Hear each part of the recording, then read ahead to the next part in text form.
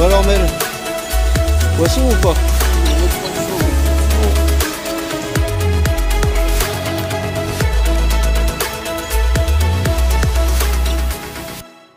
On va parler un petit peu des triples voleurs, des choses que j'installe moi-même, que je n'achète jamais, que je fais jamais de sleeve, tout ça. Pour ceux qui me connaissent, ça m'empêche pas de faire des brochets de plus d'1 mètre, etc. C'est surtout en fait, enfin moi c'est mon point de vue, quand vous avez un brochet sur un... Enfin déjà, avant tout ça, il faut savoir que on a des leurres souples avec triple et sans triple. Pourquoi? Parce que déjà d'une, si vous pêchez dans les herbiers avec un leurre souple, que c'est pas trop dense, vaut mieux éviter de foutre un triple. Et vous allez traverser un peu plus la couche, ça va vous permettre de faire un allié avec le spinnerbait et le chatterbait. D'aller un petit peu plus loin. Voilà. D'une autre part, on est d'accord, on va pas mettre un triple, enfin moi pour ma part, on pourrait mettre des micro-triples là-dessous, ça sert à que dalle quoi. C'est vraiment, je vais utiliser un triple là où il y en a vraiment besoin, pour des leurres qui sont conséquents. Voilà, comme on peut le voir. Pouf. Après, on peut le rattacher dans la viande, entre guillemets, pour que ça fasse un peu plus propre et que ça passe. Mais on a aussi une autre variante. Là, le leurre est conséquent, mais je n'ai pas mis de triple parce que la rampe est bien assez grande sur la tête plombée. Un montage comme ça, c'est suffisant pour ma part. Voilà. Donc, on va attaquer un montage du style ceci. Voilà, c'est moi qui ai fait. Hein. C'est un Rock Vibe. Avec un triple au cul. Voilà, je sais pas si on voit. Avec une tête plombée maison, d'ailleurs. Et voilà. Et mon fluoro qui vient se rattacher. Tac. Bon, on va le faire sur quelque chose de plus conséquent. Voilà. Elle est quand même costaque la machine. Bon, moi j'ai décidé que je voulais pas faire comme tout le monde, comme d'habitude. Que je voulais pas pêcher en texan. Je voulais pêcher comme si j'allais chercher le pike avec quelque chose de 5 à 7 grammes. Avec une rampe assez grande parce qu'on est quand même sur un leurre assez conséquent. Donc voilà, c'est ça que je vais mettre. Par les fesses, la maîtresse.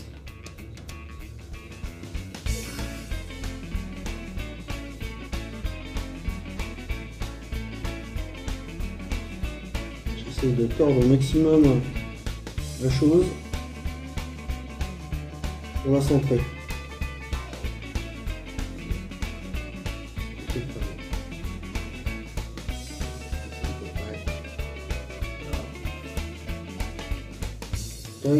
Donc comme on peut le constater, il y a quand même du volume, il y a quand même quelque chose d'intéressant là-dessus. Donc moi ce que j'ai envie de faire, c'est de lui coller un triple, mais pour le coup ça va pas être au cul, ça va être en tête. Bon, c'est à peu près la même chose, hein, parce que la bestiole c'est pas la même, on a l'habitude d'attaquer ça avec des chabs, là c'est des crevisses. Donc on va mettre le triple par là. Comment que je fais, mon seigneur? Je prends un triple. On va avoir besoin d'un triple, forcément. Franchement, je regarde pas le numéro parce que là, ça a traîné dans mes boîtes. C'est en fonction du leurre, faut pas être bête. On va pas mettre un leurre trop petit qui serait bon pour un 3 pouces sur quelque chose comme ça. Quoi. Donc, alors, conséquent, 100 mètres. Voilà, tac. Du fluorocarbone 50. Fiche d'eau. Je prends mon triple. Je fais mon fameux nœud. N'importe quel nœud fait l'affaire. Un nœud cuillère, enfin, peut-être pas un nœud cuillère, mais un palomar fait l'affaire. Hop.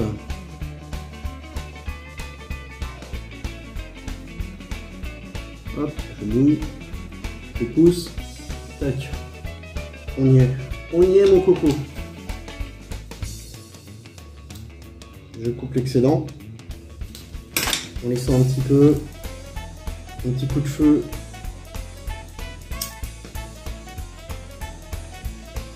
C'est-à-dire le feu de sécurité.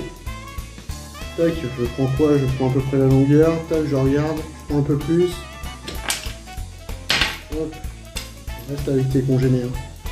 Je prends un peu plus, comme je disais. Beaucoup plus. Hop. J'ai pris ça. Pourquoi j'ai pris plus long? Parce que je vais faire une boucle. Une boucle toute simple.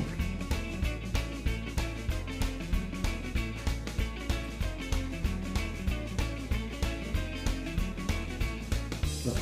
Si j'y arrive, j'ai fait un peu court, donc je suis un peu en arrière en fait. De me demander si c'est assez pour moi. Normalement, je ferai bon.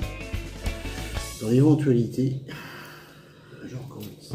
Bref, je fais ma boucle. Une boucle toute simple, comme je disais, et qu'on ne serre pas, surtout pas. Parce que ça va être là que va se jouer les 3/4 des trucs. Vous allez comprendre pourquoi, si j'arrive à faire cette boucle. Ça va créer plus de fils, mais j'ai toujours peur de tromper. Alors, limite, comme ça, ça le suffit. Ça le suffit pourquoi? Je prends mon aiguille à quart, mon aiguille à locher, comme vous voulez. Hop, je viens dans l'heure. Hop, et je vais percer là. Voilà. Il y a le truc texan, donc ça va pas être compliqué. Le truc qu'il va falloir regarder, c'est où qu'on atterrit. Parce que le triple va venir ici. Tac. Pour moi ici c'est pas mal. Très très bien. Hop, ici on voit.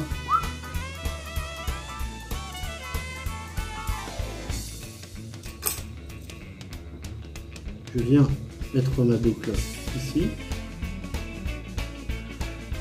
Je tire. Ah, j'aurais dû mettre mes lunettes. Oh putain.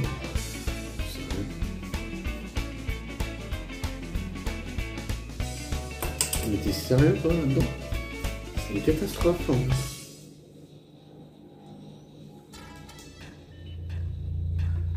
Je fais tout avec mes dents là. Voilà. Ouais, triple. Voilà, une fois que c'est passé là-dedans, le nœud qui n'est pas serré, et ben, le dessert gentiment. J'ai juste à pousser en fait le bout, comme j'ai pas serré, de toute façon, vous voyez bien ce que ça fait un nœud qui n'est pas serré. Voilà. Tac. Oh, j'ai de l'excédent. C'est parfait. Qu'est-ce que je fais maintenant? Alors tout le monde trouvera à redire, il y a des trucs, tout ça, franchement, moi je fais comme ça bouge pas, et ça me permet d'économiser un petit peu. Tac. Je tourne autour de l'œil. Hop. Là, je fais plusieurs tours, 5, 6, en fonction de l'excédent. Le fil là, qui est là, je vais passer tout simplement à faire do, da.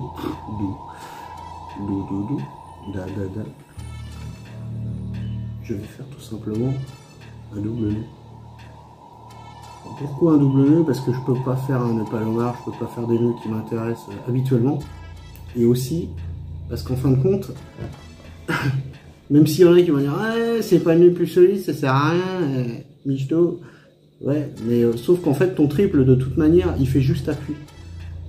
Là c'est le principal, quand ça vient buter sur l'autre, ça fait un appui, et de toute manière, même si c'est par celui-là que c'est pris, ça va faire un appui sur l'autre. Donc en fait on fait un effet de bascule, moi c'est mon point de vue, ça a toujours fonctionné comme ça. Alors, je dis pas que je me suis jamais fait couper, je me suis déjà fait couper, mais très très rarement. Qu'est-ce qui m'arrive de faire quand un chat est pété? quand on a beaucoup de morsures. Bon là c'est pas le cas, mais on va en sacrifier un pour vous. Mince. Quand il y a eu beaucoup de loupés de brochet ou tout ça, ou que le chat a subi dans le temps, qu'est-ce qu'on peut faire pour lui donner une deuxième vie? C'est de supprimer la queue et de lui mettre une palette. Faire un divinateur tout simplement, des choses qui nous vendent une blinde en plus alors que c'est si facile à confectionner. Alors on va vous faire voir comment faire, bon ça sera peut-être pas aussi beau mais franchement, moi ma dernière prise avec ça, avec ce que je vais vous faire voir, c'est un scieur d'1m30, donc voilà, il y a beaucoup mieux, il y a pire mais ça fonctionne, voilà, tout simplement. Tu redonnes vie à quelque chose, on est encore dans le truc de pas jeter pour rien quoi. Tac, alors comment qu'on fait? On imagine que la queue est cassée, hein, pour le sûr. Mais je vais vous montrer aussi autre chose avant. Parce que j'y pense et puis j'oublie. C'est pas quelque chose que j'utilise tout le temps, mais que j'ai fait à un certain temps donné. Voilà, j'ai cassé une palette sur un spin ou je sais plus quoi. Je l'ai gardé parce qu'il y a déjà un émerillon dessus, donc ça facilite la chose. Pour faire ce qu'on veut faire. Qu'est-ce que je veux faire? Là, je peux très bien le garder comme ça. Toc, et je fais comme tout à l'heure en fait, comme si je voulais mettre un triple au cul quoi. Je prends mon aiguille, sauf que là en fait ce que je vais faire c'est que je vais mettre une palette ventrale. La palette ventrale entre les deux yeux. Bing! Bon, ouais. En plus on a souvent ça maintenant, truc pour insérer les texans comme on le souhaite. Tac. Et là, de la même manière que tout à l'heure, j'aurais dû commencer par ça d'ailleurs. Hop, toujours la même chose, vous insérez, vous faites votre nœud préféré pour attacher vos agrafes, vos leurres, chose que je vais faire. Hop, coup de ciseau, cette fameuse boucle. Tac. Alors par contre, c'est vrai que j'ai pas précisé la chose. J'ai pas. Je fais un AVC. J'ai pas précisé ça. C'est vrai que quand on fait des choses comme ça, par exemple avec le triple que j'ai mis tout à l'heure, si le poisson se prend sur le triple et qu'il commence à forcer, genre là, il y a des chances que s'ils prennent sur le côté, ils défoncent tout le leurre. Et c'est vrai que ça, c'est pas terrible. C'est pour ça que des fois, il y a des gens qui mettent ça en dehors du. Ils le rendent pas à l'intérieur. Mais moi je trouve que c'est quand même plus c'est plus propre quoi. Ça me gêne de voir un truc qui pend. Il faut croire en ce qu'on fait. Bon là toujours pareil. Tac. Sauf que ça se passe pas du même côté, mais sinon le principe est le même. Tac. Et voilà. Et en fait, on est sur un chat à palette, mais ventral. J'ai un leurre Berkeley, voilà, c'est vrai que je l'utilise pas souvent, il m'emmerde, enfin il m'emmerde pas, hein, mais il reste dans sa boîte justement, donc ça me fait moins mal en fait que de péter la gueule au pitchad, là, puis tout à l'heure en lui voyant le, comment dire, le truc ventral, je pense que je vais lui laisser. Et pof, je circoncis, voilà, et ça fait quelques centimètres en moins, l'air de rien quand même. C'est pas la taille qui compte. Bon, l'aiguille. Qu'est-ce que je fais là? Bon là, c'est vrai que ce qui est pas pratique, c'est qu'on a une petite aiguille. J'ai pris un émerillon que j'ai trouvé, une palette que j'ai trouvé, un anneau brisé que j'ai trouvé. Hop, je prends mon couteau que j'ai acheté, enfin qu'on m'a offert. Hop, il y a des choses spéciales hein, qui existent. J'ai mis ça dedans. Bon, jusque là tout va bien.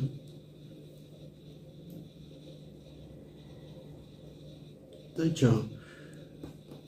Bon, c'est vrai qu'on aurait pu choisir un petit peu plus petit en anneau brisé. Mais pour être franc, j'ai que ça qui traîne. Et comme on est sur un shad plutôt volumineux, ça ne me pose pas trop de problème. J'aime bien, parce que là c'est plus ou moins un divinateur qu'on est en train de faire, avoir une palette feuille de saule. C'est mieux que la Colorado. Pourquoi? La feuille de saule, elle brasse moins et elle tourne plus vite. La Colorado, je le répète, théoriquement elle brasse plus. met plus de vibrations, mais elle est moins à l'aise dans le courant. Tac. Et si vous pêchez en dents de scie, c'est impeccable. Voilà, le montage de la palette est prêt. Tac. Je continue. C'est la folie, c'est génial. Hop, je prends ma palette, mon fluorocarbone. On recommence avec ton nœud préféré, le centémore. Hop. Voilà, ne me demandez pas, les nœuds. Chacun a ses préférences. Chacun vous dira que le sien est mieux que les autres. Le principal, c'est que ça tienne. Et que ça fasse pas dégueulasse. Je me souviens d'une fois, quand j'ai commencé à pêcher, et que j'étais dans ma période où j'achetais tout, n'importe quoi, etc. Je voulais trouver un bouquin, comment dire, qui m'apprenait tous les nœuds, parce qu'on n'avait pas internet, on n'avait pas tout ça, non. Et à l'époque, mon vendeur de pêche préféré m'a dit, mais tu sais 2-3 nœuds, c'est largement suffisant dans toute ta pêche. Et ça, c'est quelque chose qui me résonne encore aujourd'hui. Et comme beaucoup de stratèges aujourd'hui, il y a des choses comme ça sert à rien. Enfin, ça sert toujours. Mais les principaux, voilà. Ça sert à rien de connaître 10 000 nœuds si c'est pour qu'ils fassent tous la même chose. Pour ceux qui pêchent en vif ou au ver de terre et qui lochent, elle est un peu moins fine, mais je la garde encore. C'est mon aiguille à chaussettes. Alors, pas les chaussettes que je mets sur les pieds. Elle était bonne celle-là. Bref, l'aiguille est plus grande. Je suis en train de traverser le leurre dans tous les sens. Voilà. À un moment donné, ça va aller quand même. Hop là. Tu vois, même avec l'aiguille qui est grande, c'est moitié juste.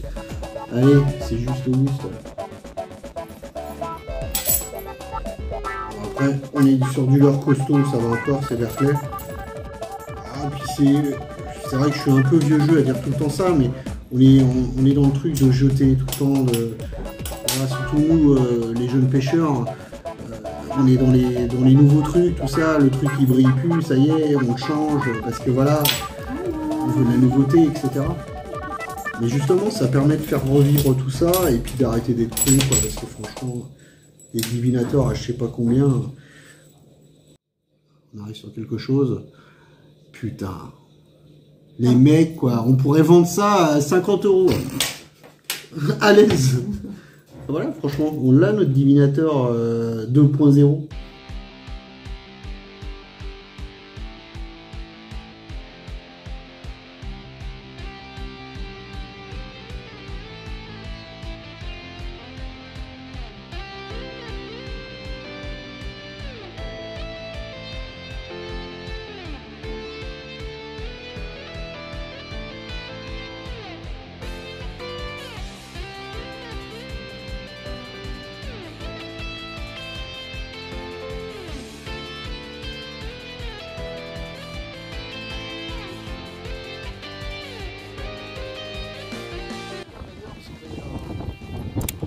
Jerknet, des choses comme ça, mais le seul problème que ça avec les jerknet, c'est que de toute façon, vous allez changer quelque chose.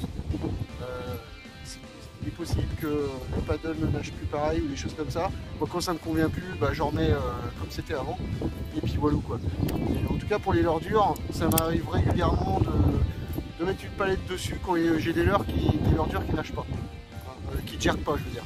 Les leurres qui jerkent, je leur mets pas de palette car pour moi ça dessouce complètement la nage avec le jerk. Chacun son point de vue là-dessus.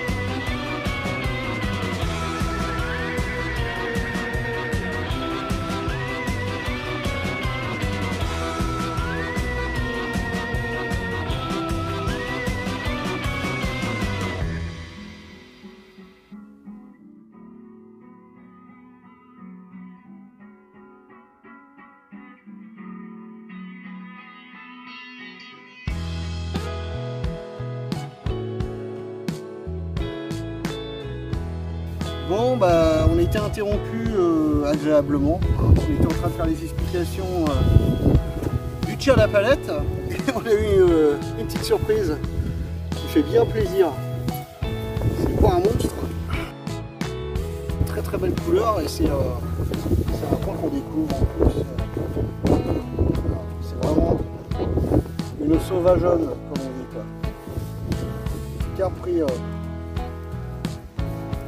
Carpe sauvage. Pris en plein direct sur les explications. On peut voir un petit peu abîmé par la fraie encore.